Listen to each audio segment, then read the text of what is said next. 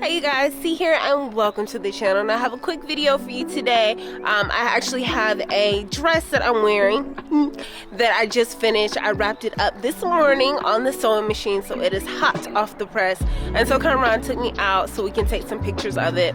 Now it is a beautiful spring dress, and if you are interested in this McCall's pattern, I think it is, make sure you subscribe and you come back for my March makes, because that and the coat that I'm wearing are going to be mentioned in great detail in that video. But we're doing a little behind the scenes, catching a few pictures of this beautiful spring dress. Now, even though it is beautiful and perfect for a bright and sunny spring and summer day, it is 46 degrees Fahrenheit out here. It is cold. So I'm gonna show you a little behind the scenes action, and I hope you enjoy it. As always, I love you for watching.